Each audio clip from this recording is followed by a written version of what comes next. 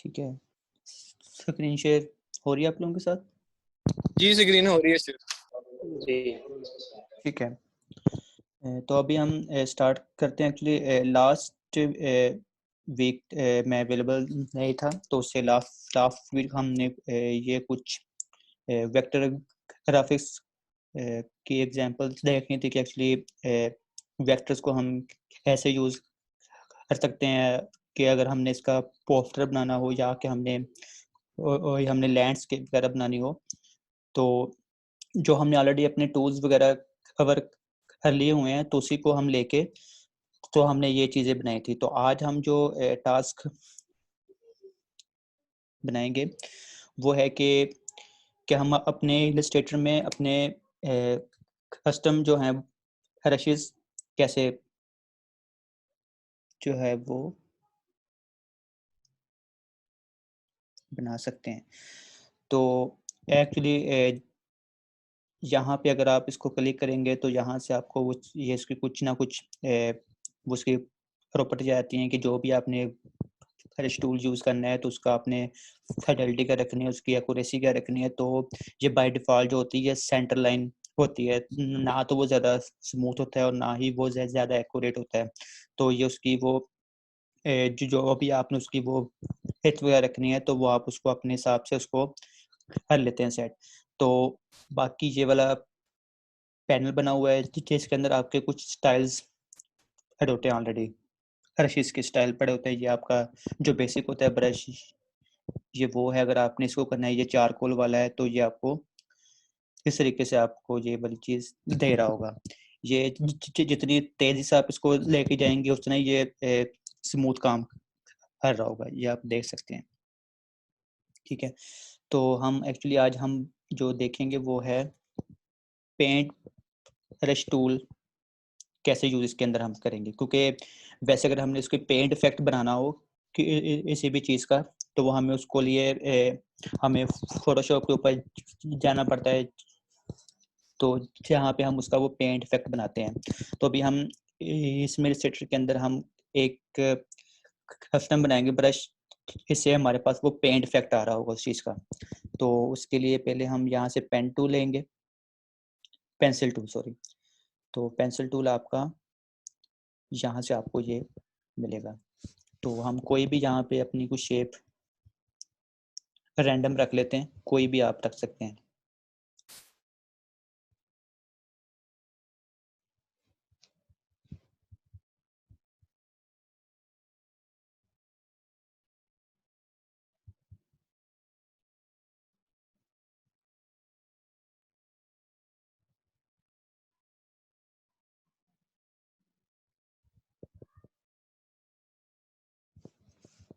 ठीक है, तो अगर हमने इसको किया, फिल किया और स्ट्रोक इसका रखा है एम्प्टी। ठीक है, तो अब हमने इसके पार्ट्स बनाने हैं। तो पार्ट्स बनाने के लिए दो तीन आपके मेथड होते हैं कि एक तो आप अपना हैंड टूल यूज़ करेंगे और फिर वो अपना शेप बिल्डर टूल लेके तो आप उसके थ्रू बना लेंगे। लेकिन इससे भी एक आसान है टूल जो कि आप यूज़ कर सकते हैं, जो कि आपका है नाइफ टूल है। तो नाइफ टूल आपको रेजर टूल वाले सेक्शन के अंदर आपको ये वाला मिलेगा, नाइफ टूल। तो नाइफ टूल से हम इसको 3 से 4 पार्ट्स में हम इसको कर लेंगे डिवाइड। इसको भी आप अपने रैंडम हिसाब से कुछ ना कुछ शेप दे दें। 1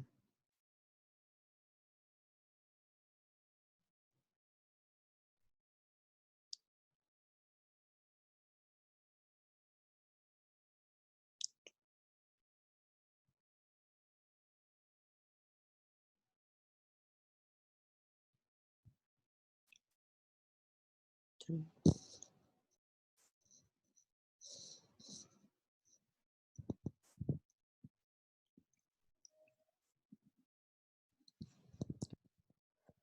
ये हमारे पास के अब पार्ट्स आ गए हैं। इसमें जाने के बाद एक और चीज़ अब बनाने की कि अगर हमने किसी भी शेप का कोई अगर हमने लिया है, कलर लिया है, फॉर एग्जांपल अगर हम इसी को ही ले लें, तो अब इसके मैंने रखने हैं शेड, ठीक है, कि एक्चुअली इसके वो हमने इसे डार्कर जाना है या कि हमने इसे लाइट आना है। तो वो अगर तो हम इधर से मैनुअली करेंगे सिलेक्ट, तो वो कुछ वेरिएशन आ सकती हैं इधर से, क्योंकि अगर आपने इस साइड पे जाना है, जाके इस साइड पे आना है, जाके इस साइड पे आना है, तो आपका ये आप देख सकते हैं कि इसमें ये वेरिएशन आ रही है, ये आपका एक स्मूथ नहीं आपका बन रहा पैलेट। तो उसके लिए एक इजी वे है जो कि मैंने टूल आपको बता दिया था पहले भी, जो कि यूज हो रहा होगा हमारा ये वाला टूल, लैंड टूल को हम यूज करेंगे। अगर हमने इसे डार्कर आना है या हमने इसे लाइटर आना है, तो ये हमारा स्टार्टिंग होगा कलर और ये हमारा एंडिंग होगा कलर। तो एंडिंग कलर के लिए अगर हमने लाइटर आना है तो हमने उसको ये रख दिया, ये हमारा स्टार्टिंग कलर है, ये हमारा एंडिंग कलर है। अब हमने इनके दरमियान हमने इसकी शेड्स रखनी है कि हमने कौन कौन सी इसकी शेड्स रखनी है। तो हम दोनों को करेंगे सिलेक्ट, ये ये ब्लेंड टूल पे किया क्लिक, यहाँ से हमने किया स्टार, क्योंकि यहाँ पे वो स्टेरिक आ रहा है, तो यहाँ से हम करेंगे इसको स्टार्ट और यहाँ पे हम इसको कर देंगे पेस्ट, ठीक है। तो ये हमारे पैलेट्स आ गए। अभी हमने यहाँ पे जाके इसको, जी जी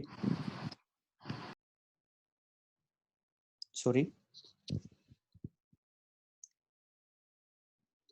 क्वेश्चन है कोई आपका? मैं कह रहा हूँ एक दफा ये रिपीट कर दें। ठीक है,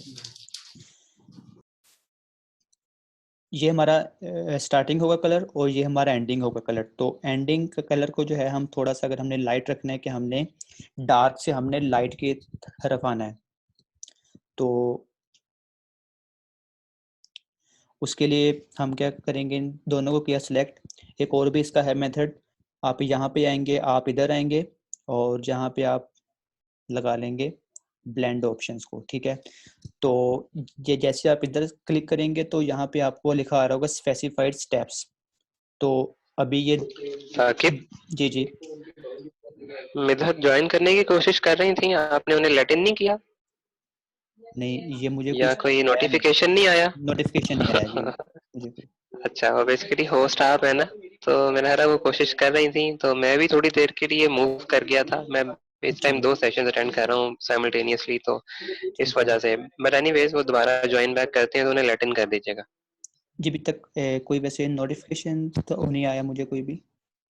ठीक है, ठीक है, आप कंटिन्यू करें। ठीक है, ठीक है। तो यहाँ पे अगर हमने जितने भी हमने इन इसके स्टार्टिंग के और एंडिंग के इनके इन बिटवीन हमने जितने भी स्टेप्स रखने हैं, तो वो हम इधर रख देंगे। तो अभी मैं 8 रख रहा हूँ स्टेप्स, तो जैसे मैं इसके ऊपर क्लिक करूँगा तो मेरे इसके 8 आ जाएंगे इसके स्टेप्स।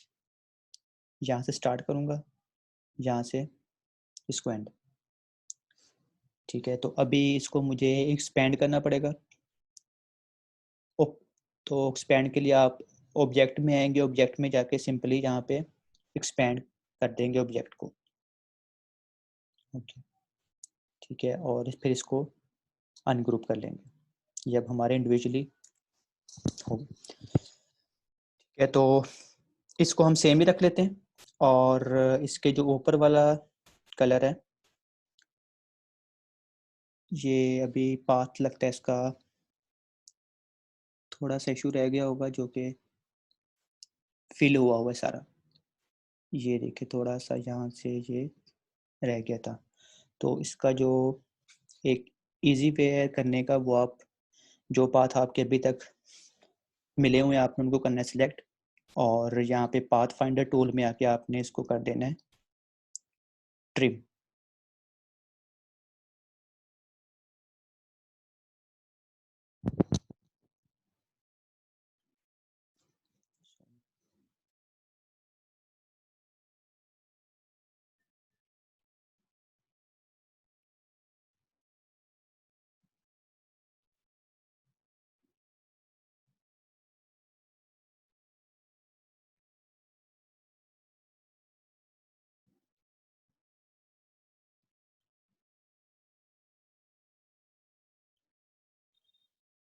यहाँ पे जाके अब हम इसको कर देंगे अनग्रुप।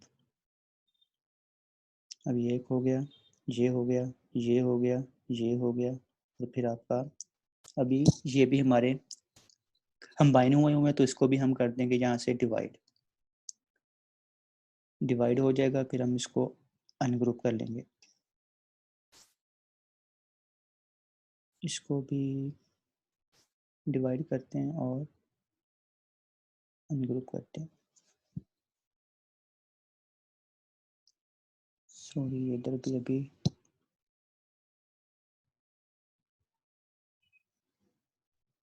मिला नहीं होगा पॉइंट। तो आपके जो सारे एंकर पॉइंट्स हैं उनका आपस में मिलना लाजमी होना चाहिए।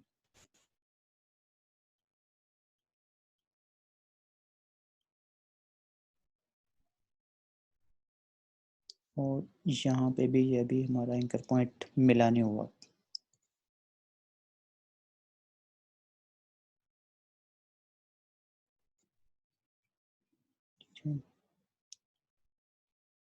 ये मिल गया, इसको भी हम कर देंगे डिवाइड और अनग्रुप।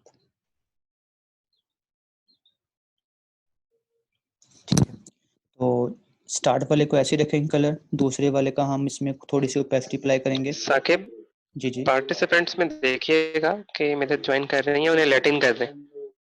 ठीक है, ओके।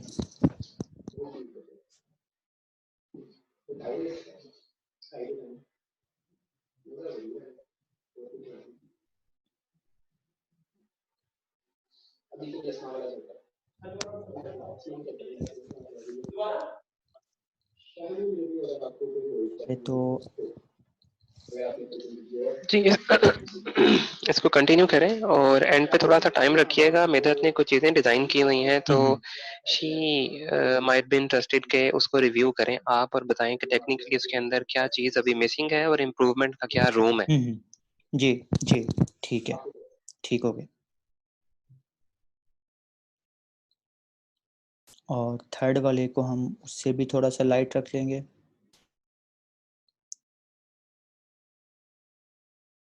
और फोर्थ वाले को उससे लाइट करेंगे और एंड वाले को सबसे लाइट कर देंगे। ठीक है, तो एक्चुअली हमारा ये वाली एक चीज़ आ गई। और अब हमने यहाँ पे हमने छोटे छोटे पॉइंट्स और भी हमने बनाने हैं।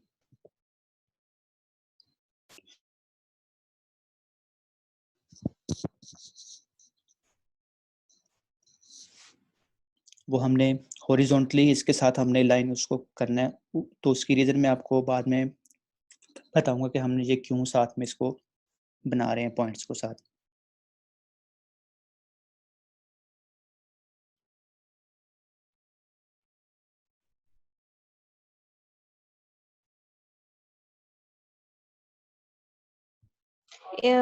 एक दफा अगर आप मुझे बता दें कि ये जो ऊपर स्वेचेस आए हुए हैं ये कैसे आप लाते हैं आर्ट बोर्ड पे? ये वाली चीज़ें जी जी जी, मैं आपको एक बार फिर इसको बता देता हूँ।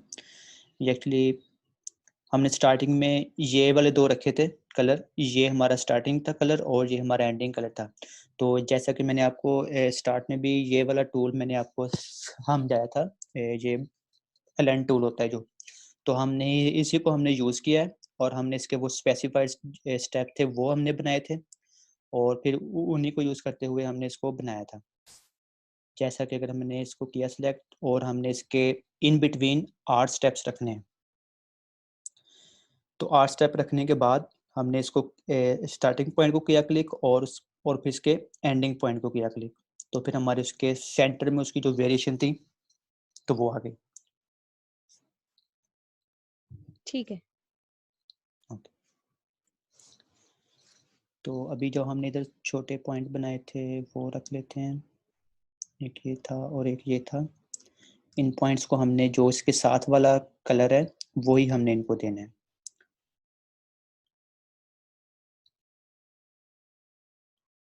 नीचे थे 3 पॉइंट्स, इसको ये वाला कलर देना है।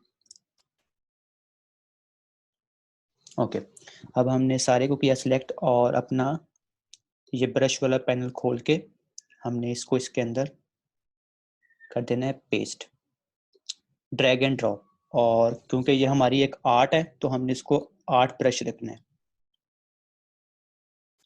8 ब्रश रखेंगे, इसको करेंगे ओके। हमारी इसके आगे कुछ और इसकी प्रॉपर्टीज आ जाएंगी कि हमने इसको कैसा हमने इसको बनाना है। तो अगर हम स्केल टू प्रोपोर्शनैलिटी करेंगे तो वो इसी स्केल में वो होता रहेगा, तो हमें वो उसका वो एक रियल इफेक्ट नहीं आएगा। तो हमने इसको stretch to fit the stroke length पे रखना है, ताकि अगर हमने अपने माउस को थोड़ा सा तेज़ी से घुमाया है या हमने थोड़ा आस्ता घुमाया तो उस हिसाब से अपने आप को वो एडजस्ट कर ले। और जो दूसरी बात रखनी है वो हमने रखना है मेथड। मेथड हमने रखना है इसका टिंट्स, ठीक है। तो इसके पास टिंट्स रखने का हमारे पास इसका एडवांटेज ये होगा कि हम अपने ये वाले स्ट्रोक को हम अपने पसंद का कोई भी बाद में कलर दे सकते हैं। इनको किया सिलेक्ट और हमने इसको कर दिया ओके, ठीक है।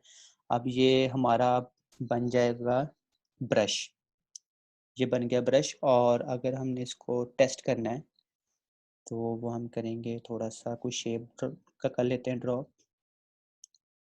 ये शेप ड्रॉ की मैंने और इसका स्ट्रोक फिल किया।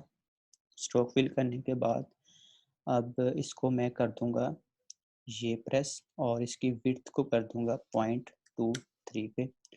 तो ये आप देख सकते हैं ये हमारा स्ट्रोक पेंट ब्रश स्टाइल आ गया ये हमारा। इसकी अगर आपने विड्थ और भी कम करनी है तो आप इसको और भी कम कर सकते हैं। कलर अपनी मर्ज़ी से रख लें, जो भी आपने रखना है, तो वो आपका उस हिसाब से आपका वो चीज़ हो रही होगी एडजस्ट। अच्छा, जो ये हमने छोटे-छोटे पॉइंट्स लगाए थे, अब उनकी रीज़न बता दूँ कि हमने ये क्यों लगाए थे ये वाले। आप देख सकते हैं कि ये वाली जो चीज़ है, ये एक्चुअली उन्हीं पॉइंट्स को ये दिखा रही है। ये वाली होगी, ये वाली होगी। तो इससे वो थोड़ा-सा वो रियल इफ़ेक्ट आ रहा होता है हमारे पास। जी हाँ, तक कोई क्वेश्चन हो आपका? समझ आ गई?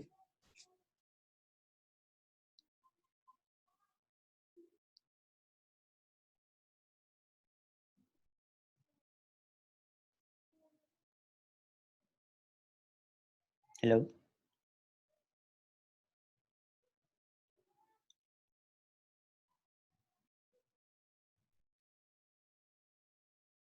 जी, आपको आवाज़ आ रही है मेरी?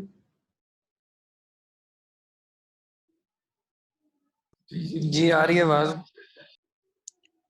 जी, मैंने कहा आप लोगों को समझ आ गई जब तक? कोई इसमें कन्फ्यूजन हो आप लोगों की? जी आ गई समझ। ठीक है।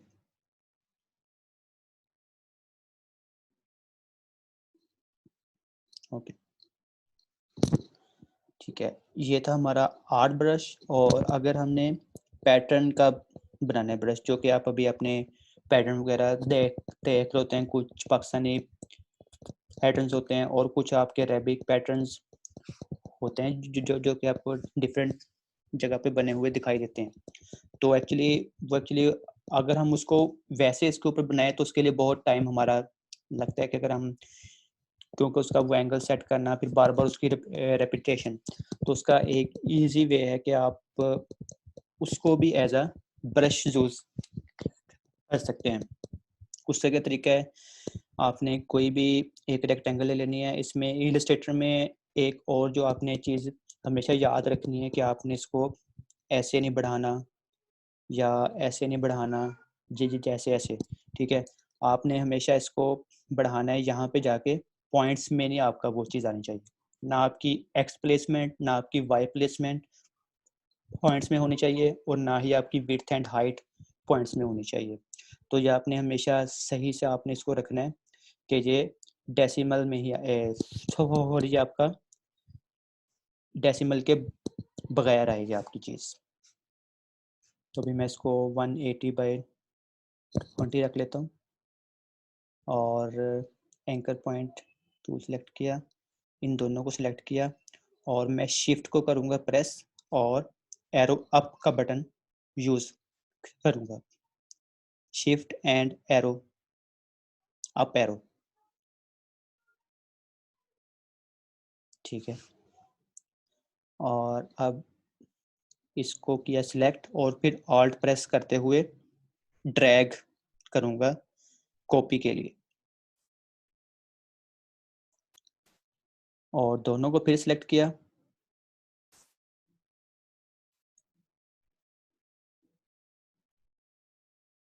दोनों को किया सिलेक्ट और राइट क्लिक प्रेस करके ट्रांसफॉर्म में जाके आपने अब करना है रिफ्लेक्ट के ऊपर करना है क्लिक, और हमने इसको करना है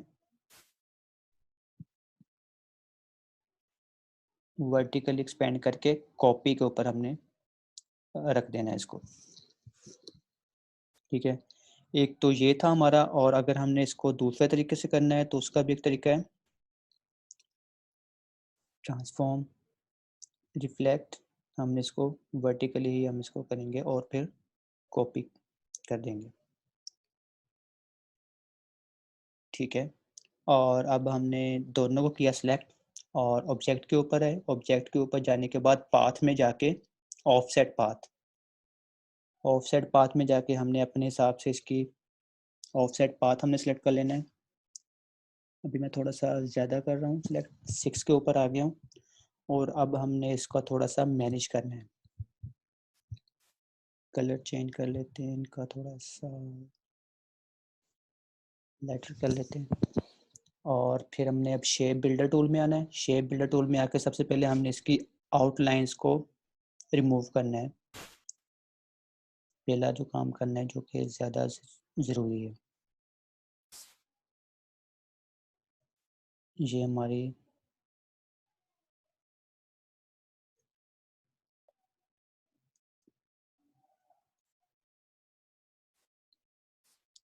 आउटलाइंस थी जो कि हमने रिमूव करनी है पहले,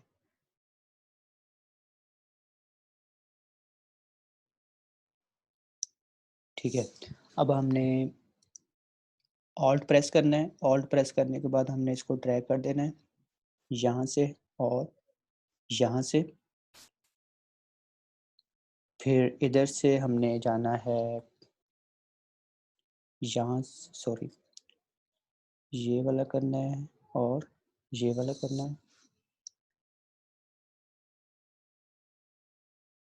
इधर से हमने ये वाला करना है, ये वाला, इधर से भी ये वाला और ये वाला, सॉरी ये थोड़ी सी शेप ये डिस्टर्ब हो गई है,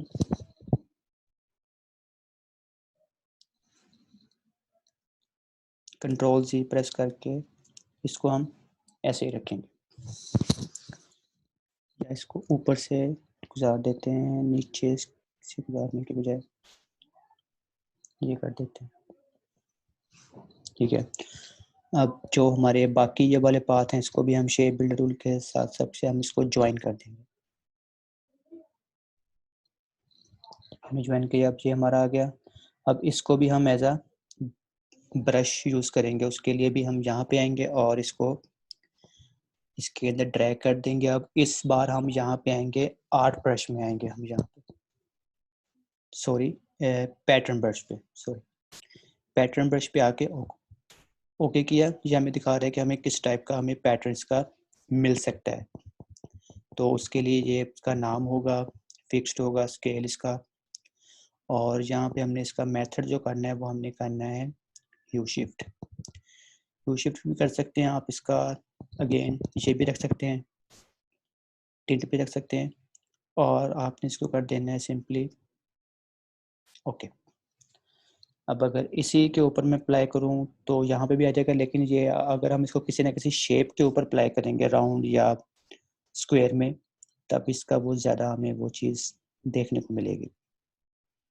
इसको किया और इसको क्लिक किया, अब हम इसकी स्ट्रोक साइज थोड़ा कम कर देंगे, 0.2 के ऊपर ले आएंगे तो ये हमारा ये पैटर्न में आ गया आपका। ये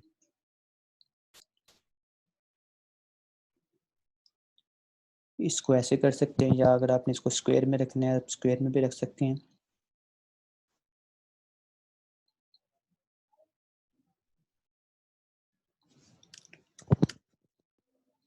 अभी आप देख लें, ये भी हमारा पैटर्न में आ गया।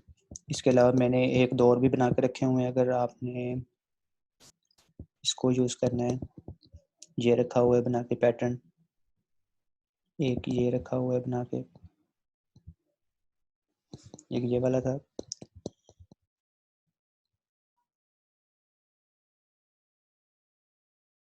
ये पैटर्न के ब्रशेस हैं और ये दूसरे पेंट ब्रशेस, आर्ट ब्रशेस भी हम जिसको कह देते हैं। ये वो वाला था हमारा जी। इस वाले का जो पैटर्न है वो ये पड़ा हुआ है, और जो दूसरा हमने बनाया था ये वाला, ये वाली चीज़, उसका पैटर्न ये पड़ा हुआ जी। आप लोगों को यहाँ तक कोई कन्फ्यूज़न हो?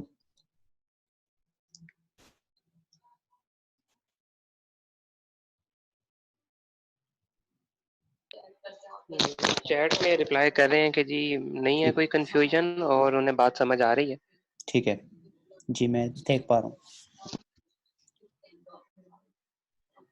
कोई नोटिफिकेशन तो नहीं आया था अभी आपको कि जी 10 मिनट्स रह गए हैं और इसको चेंज कर लें या कुछ? नहीं, अभी नहीं आया।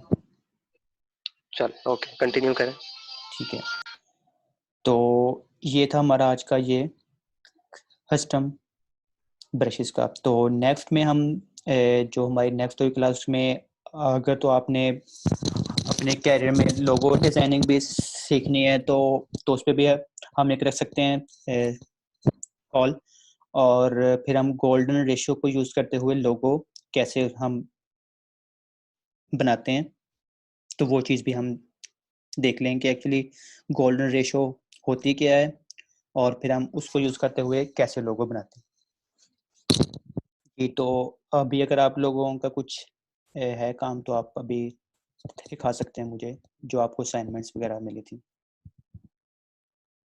लोगो के हिसाब से मैंने एक क्वेश्चन, एक्चुअली मैं जिस प्रोजेक्ट पे काम कर रही हूँ उसके लिए भी मैं एक दो क्वेश्चंस पूछना चाहूँगी। एक तो ये कि जो अभी लास्ट असाइनमेंट साद ने हमें दी, दैट वाज ऑफ sogart.com, तो उसमें एक इमेज था जिसका हमें बैकग्राउंड रिमूव करना था। That was a JPG image.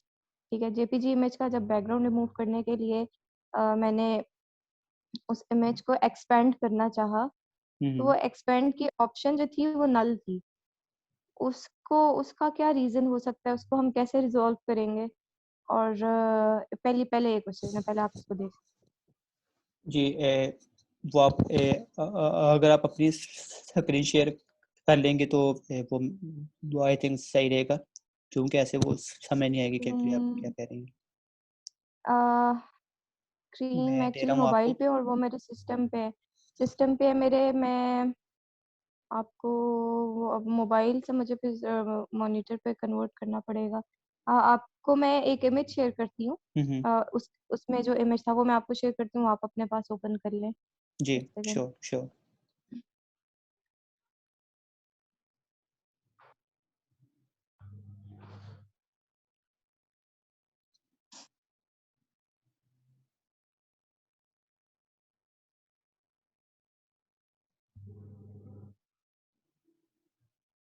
एक सेकंड बस, मुझे आप बेशक जब तक कंटिन्यू कर लें। मैं वो फ्री पिक का था, तो आपको मैं उसका लिंक भेजती हूँ।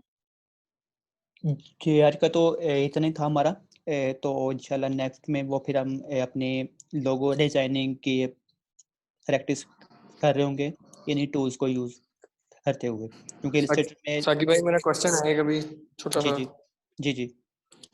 मेरा क्वेश्चन ये है कि अगर हम ब्रोशर वगैरह या कोई A4 साइज पे कोई चीज़ डिज़ाइन करते हैं, वो तो कंप्लीट उस पे, मतलब जब उसको जेपैग में या किसी किसी भी फॉर्मेट में सेव करते हैं, वो तो मतलब उसको कंप्लीट शो करता है, आर्टबोर्ड नहीं नीचे दिखाता, क्योंकि वो कंप्लीट उस पर बना होता है।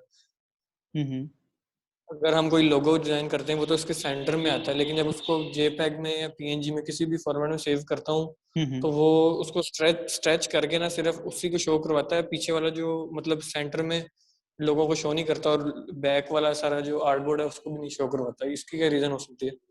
एक्चुअली ये तो आपके लोगों के नेट के ऊपर कहता है डिपेंड, कि अगर आपने अपना लोगो ट्रांसपेरेंट दिखाना है, या आपने पीछे उसका कोई बैकग्राउंड दिखाना है, या आपने उसको फुल साइज में दिखाना है, या आपने उसको स्मॉल साइज में दिखाना है on the large art art board. तो उसकी मैं आपको एक छोटी सी उसकी एग्जांपल दे देता हूँ। जी, अभी थोड़ी देर में अगर ये सेशन क्लोज हो जाए तो आप सेम लिंक को ज्वाइन बैक कीजिएगा, मैं मैसेज ड्रॉप कर दूंगा तो उसी को ज्वाइन बैक कर लीजिएगा।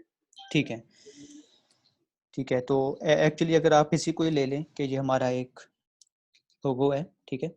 तो अगर मैं इसको सेंटर में रखूँगा अपने इसके, तो अब ये वाली जो है ये मेरे आर्ट बोर्ड का साइज़ है, ठीक है, और लोगो का साइज़ मेरा स्मॉल है।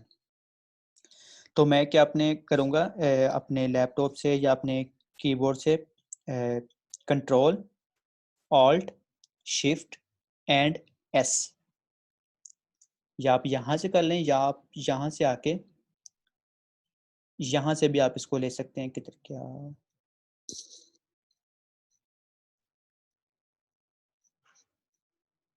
ये वाली चीज़ यहाँ पे जब आप करेंगे क्लिक, तो ये आपके पास ये ऑप्शंस आ रहे हैं, यहाँ पे देख रहे हैं आप लोग।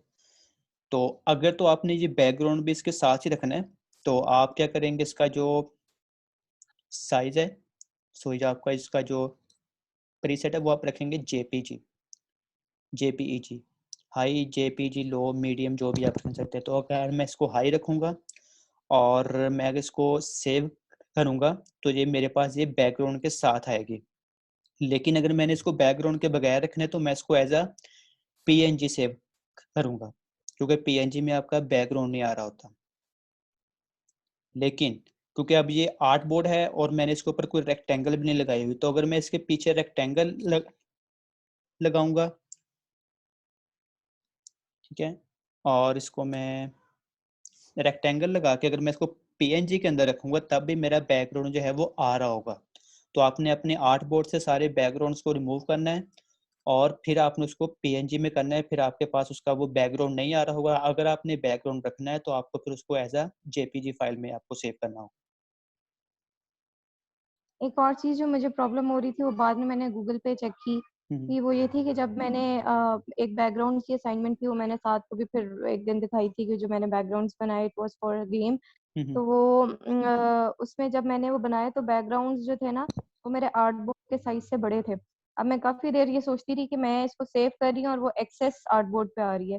तो उसका जो है, मैं दानियाल से भी ये शेयर कर रही हूँ कि वो मैंने उसको फिर ये किया कि यही एक्सपोर्ट में जाके, एक्सपोर्ट में मैंने पीएनजी किए, और पीएनजी में एक नीचे एक छोटा सा माइन्यूट सा बटन होता है, चेक बॉक्स, शायद वो होता है फिट टू आर्टबोर्ड या फिट टू आर्ट बोर्ड भी होता है ऐसा। आपका, पता नहीं हाँ, वो किया तो उससे जो है ना, फिर वो क्या आपकी जाके, इमेज,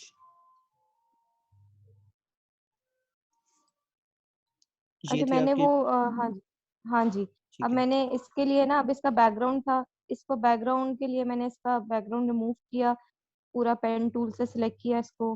पेन टूल से सिलेक्ट करने के बाद सिलेक्ट में गई, सिलेक्ट ऑल करके फिर एक्सपैंड करना था मैंने।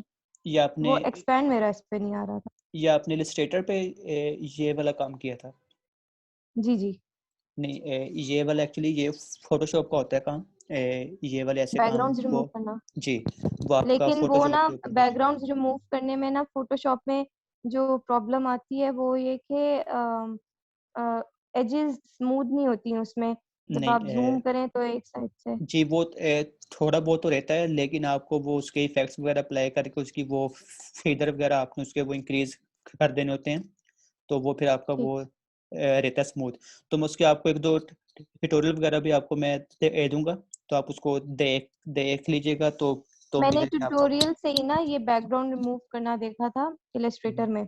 हम्म, एक्चुअली मैं वही बात है कि वो वैसे तो मैं पर्सनली फोटोशॉप ही करती हूँ यूज, हम्म, लेकिन अब जो मैं गेम्स का काम कर रही हूँ वो भी इलस्ट्रेटर पे है, और दूसरा ये जो असाइनमेंट थी ये भी इलस्ट्रेटर के लिए ही कही गई थी।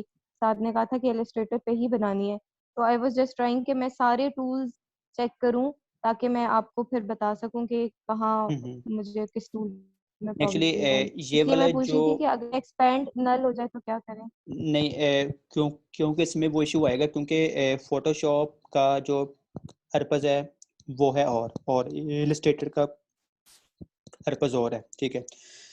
वो आपको देते हैं आफ्टर इमेज, तो अगर आप उसमें रिमूव करेंगे तो आपको इतने उसके वो शार्प एजेस नहीं आएंगे नज़र। लेकिन ये एक्चुअली आपका रैंक का है टूल, जहाँ पे आप अपने कुछ आप इसमें आइकन्स वगैरह आप अपने बना रहे होते हो, आप इसमें इलस्ट्रेशन वगैरह बना रहे होते हो। लेकिन जो फोटोशॉप का टूल है उसमें आप अपनी फोटो एडिटिंग भी कर रहे होते हो, ठीक है। तो जो आपका बैकग्राउंड रिमूवल है तो वो भी आपका फोटो एडिटिंग का ही पार्ट है। तो मैं आपको रिकमेंड करूँगा कि आप इसको फोटोशॉप में ही आप इसको यूज़ करें, आप इसको इलस्ट्रेटर में ना करें। ठीक है, एक और चीज़ मैंने पूछनी थी कि मैंने अपना इलस्ट्रेटर अपग्रेड किया है 2020 पे। पहले इट वाज़ लाइक 2016 था आई गेस।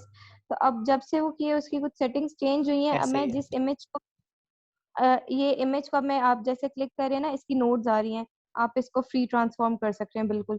तो ये जी मेरे पे अब ये फ्री ट्रांसफॉर्म के एरोज नहीं आ रहे, ऊपर से ना वो ट्रांसफॉर्म के बटन पे जाके मुझे जो नंबर्स हैं उनको चेंज करना पड़ रहा है। जी इसकी क्या? जी ऐसे ही है क्योंकि मैं खुद जो हूँ वो 2017 वाला ही अभी तक वर्जन यूज़ कर रहा हूँ। तो मैंने हाँ, 2020 मैंने यूज़ किया था कोई 2-3 वीक, लेकिन उसने वो मेरी सारी जो प्रैक्टिस मेरी हुई हुई थी तो उसको उसने वो मतलब वेस्ट मेरा किया है, क्योंकि उसकी जो सेटिंग्स है वो उन्होंने टोटली डिफरेंट रखी हुई हैं। ये बिल्कुल आपका वो डिफरेंट है और सिर्फ वो आपका इलस्ट्रेटर का नहीं है प्रॉब्लम, वो आपका फोटोशॉप में भी ऐसी है उसकी सेटिंग, कीज वगैरह उसकी उन्होंने कर दी हुई है चेंज, और ये भी उन्होंने किया हुआ है चेंज। तो मैं आपको रिकमेंड करूँगा कि जिसके ऊपर आप पहले काम कर रही थी, तो अगर आप